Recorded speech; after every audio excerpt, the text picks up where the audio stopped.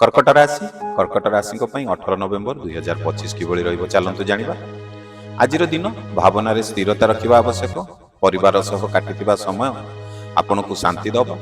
ଆର୍ଥିକ ଦିଗରେ ଧୀରେ ଧୀରେ ସ୍ଥିତି ସୁଧରିବ। ଅସୁବିଧା ଥିଲେ ମଧ୍ୟ ଆଜି ଆପଣ ନିଜେ ଆଗକୁ ବଢ଼ିବେ। ସହକର୍ମୀଙ୍କ ସହ ଛୋଟ ଭୁଲ ବୁଝାମଣା ଆଜି ହୋଇପାରେ। ଆପଣଙ୍କର ଶାନ୍ତ ସ୍ୱଭାବ ଦିନକୁ ସମଞ୍ଜସ ରଖିବ। ଯାତ୍ରା କରିବାକୁ ଯଦି ଯୋଜନା ଥିବ ତାହେଲେ ତାହା ଆପଣଙ୍କ ପାଇଁ ଭଲ ଅଛି। ବ୍ୟବସାୟରେ ହାଲକା ଲାଭ ଆଜି ଆପଣ ପ୍ରାପ୍ତି କରିବେ। ବଡ଼ମାନଙ୍କର ଉପଦେଶ ଆପଣଙ୍କୁ ଆଜି ଖୁବ୍ ଉପକାରୀ କରିବ। ମନରେ ନୂତନ କାର୍ଯ୍ୟ କରିବାର ଇଚ୍ଛା ବଢ଼ିପାରେ। ପ୍ରେମ ସମ୍ପର୍କରେ ଭଲ ସମୟ ଆଜି ଆପଣଙ୍କ ପକ୍ଷରେ ରହିବ। ଅପରାହ୍ନରେ ଛୋଟ ଖୁସି ଆପଣ ମନକୁ ଅଧିକ ସନ୍ତୋଷ କରିବ। କାର୍ଯ୍ୟ ପୂର୍ବରୁ କରିଥିବା ପ୍ରୟାସ ଆପଣଙ୍କୁ ନିହାତି ଫଳ ମିଳିବ।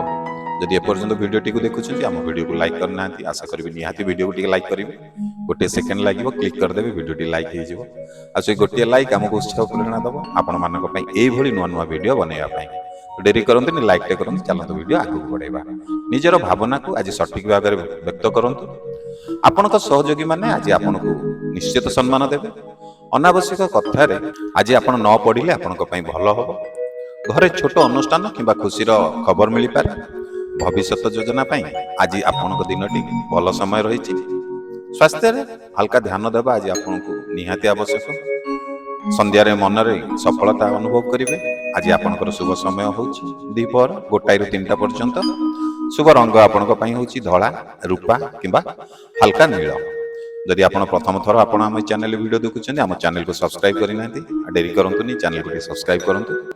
ଆଉ ଯଦି ଫେସବୁକ୍ ପେଜରେ ଆମ ଭିଡ଼ିଓ ଦେଖୁଛନ୍ତି, ଆମ ପେଜକୁ ଏପର୍ଯ୍ୟନ୍ତ ଫଲୋ କରିନାହାନ୍ତି, ଡେରି କାହିଁ କରୁଛନ୍ତି, ପେଜକୁ ଟିକେ ମଧ୍ୟ ଫଲୋ କରିଦିଅନ୍ତୁ।